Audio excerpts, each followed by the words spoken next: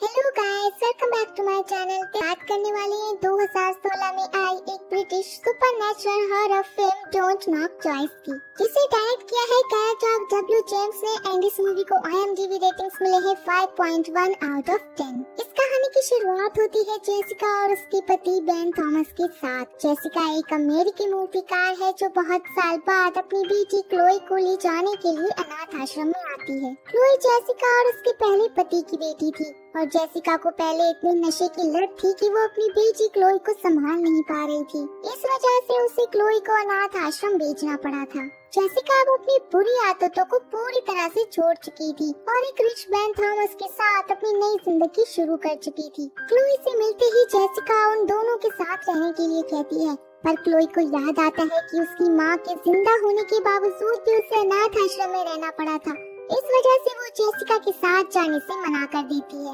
उस रात वो अपने दोस्त डैनी के साथ एक पुराने घर के सामने जाती है, जिसके बारे में लोग कहते थे कि वहाँ मैरी नाम की एक जायन रहती है और अगर उसके घर पर कोई दस्तक देता है तो वो जायन उसके पीछे पड़ जाती है। डैनी और क्लोई को इस बात पर यकीन नहीं था तो वो 2 बार दरवाजे पर नॉक करते हैं और वहाँ से निकल जाते हैं। उसके बाद से ही डैनी अपने आसपास किसी की मौजूदगी महसूस करता है। डैनी रात को डर कर क्लोई को वीडियो कॉल करता है और वीडियो कॉल पे बात करते वक्त क्लोई थोड़ी देर के लिए मॉनिटर के सामने से हट जाती है कि तभी डैनी को स्क्रीन की दूसरी तरफ एक बुरी आत्मा नजर आती है जो उसको स्क्रीन के अंदर खींच लेती है। क्लोई मॉनिटर के सामने आते ही उसे स्क्रीन की दूसरी तरफ डैनी दिखाई नहीं देता। उसकी जगह उसे एक काला साया नजर आता है जिसे देखकर क्लोई बहुत घबरा जाती है। अगले दिन वो शैतानी आत्मा क्लोई को डराती है, जिसके बाद क्लोई को मैरी के बारे में प्रचलित लोक कथा पे यकीन हो जाता है और इससे बचने के लिए वो जेसिका के साथ चली जाती है। क्लोई शुरू में अपने नए परिवार को मन से स्वीकार नहीं कर पाती है।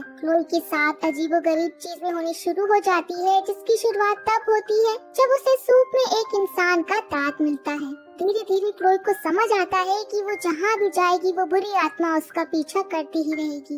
उसी रात जेसिका को एक बूढ़ी औरत का सपना आता है जो अपना गला काटने से पहले कहती है कि मुझे माफ कर दो। अचानक जेसिका को उस बूढ़ी औरत में अपनी शक्ल दिखाई देती है और उसकी नींद खुल जाती है। घबराई हुई जेसिका क्लोई को अपने सपने के बारे में बताती है और क्लोई सब सुनने के बाद कहती है कि आपने शायद मैरी को अपने सपने में देखा है, जो अनाथ आश्रम के अगले दरवाजे पर रहती थी। तब क्लोई विच मैरी के बारे में प्रचलित बातें जेसिका को बताती है कि कैसे उसने आत्महत्या की थी, जिसके कारण वो घर श्रापित हो गया था और अगर कोई उस दरवाजे पर 2 बार नॉक करता है तो उसे मैरी की बुरी आत्मा ले जाती है।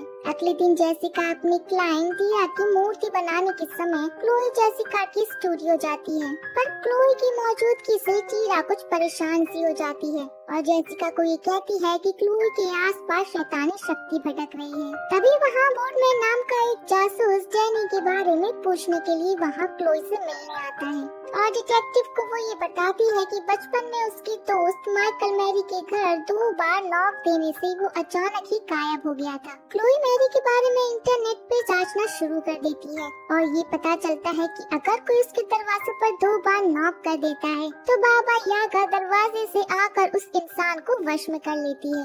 असल में दरवाजे पर 2 बार नॉक करने पर बाबा यागा का इंसान की दुनिया में आने का द्वार खुल जाता है और एक बार इंसान की दुनिया में प्रवेश करने के बाद इंसान चाहे भी तो बाबा यागा को शरीर से नहीं निकाल सकता। उसके पास सिर्फ 2 ही रास्ते होते हैं, या तो वो उसे अपना गला काट के अपनी जान देनी पड़ती है या तो किसी दूसरे शरीर को वश में करने के लिए तैयार करना पड़ता है। ये सब बातें क्लोई जेसिका को बताती है और ये भी कहती है कि उसे लगता है कि शायद मैरी ने अपनी कोई अधूरी ख्वाहिश को पूरा करने के लिए बाबा यागा को इंसान की दुनिया में प्रवेश करने का मौका दिया था। फिर अचानक क्लोई को आईने में अपनी माँ की जगह एक काला साया दिखाई देता है, लेकिन जेसिका को वहाँ कुछ भी नहीं दिखता है। अगले दिन क्लोई जब जेसिका के स्टूडियो पर जाती है तब वहाँ पर रखी सब मूर्तियाँ अपने आप हिलने लगते हैं और जब जेसिका स्टूडियो आती है तो वहाँ सब कुछ टूट गया था और जमीन पे लिखा था कि वो मेरी है और इस हादसे के लिए जेसिका क्लोई को जिम्मेदार मानती है, पर क्लोई बताती है कि इसमें उसका कोई हाथ नहीं है।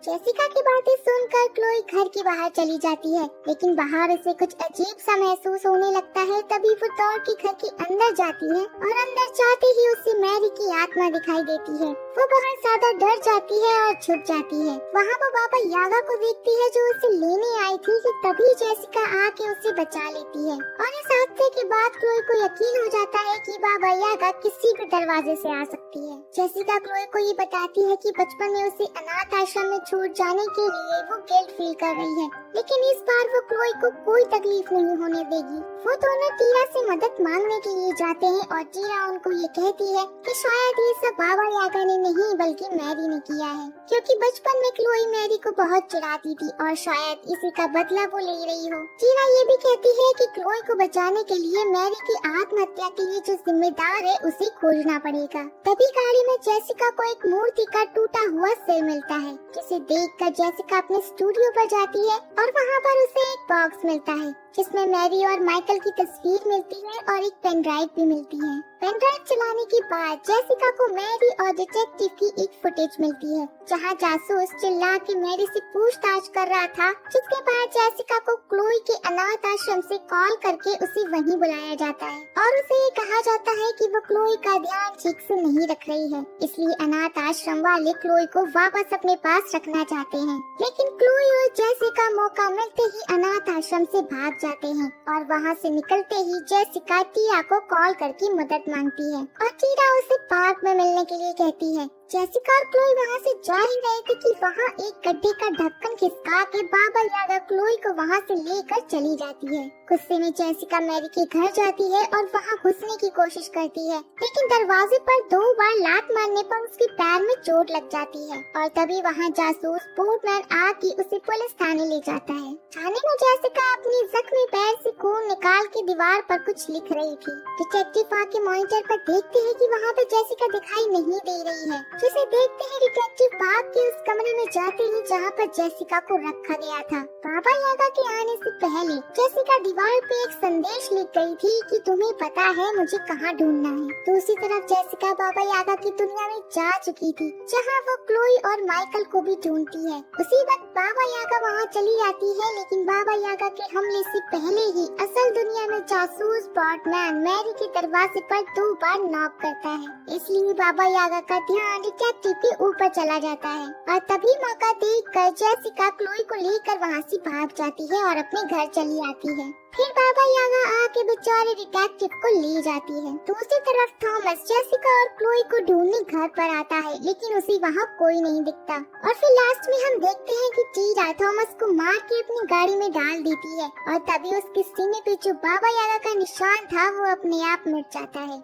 इसका मतलब है कि बाबा यागा का अगला शिकार अब कोई और है। असल में टीरा को बाबा यागा ने वश में कर लिया था और अपने आप को मुक्त करने के लिए वो जेसिका को कंफ्यूज करके बाबा यागा का अगला शिकार बना देती है और उसका एक लॉकेट भी देती है ताकि उसके जरिए बाबा यागा जेसिका को वश में कर सके। जेसिका और क्लोई साथ में ही होते हैं कि तभी जेसिका टीरा के दिए हुए लॉकेट के अंदर कुछ अजीब सा महसूस करती है और जेसिका के सीने में वही निशान बन जाता है और वो समझ जाती है कि अब बाबा यागा के अगले शिकार वो है। तभी कमरे में अंधेरा छा जाता है और दरवाजे पर 2 बार नॉक सुनाई देता है और दरवाजा खोलते ही वो लोग अपने सामने बाबा यागा को देखते हैं और ये मूवी यहीं पर एंड हो जाती है। सो गाइस, ये थी इस मूवी की एक्सप्लेनेशन।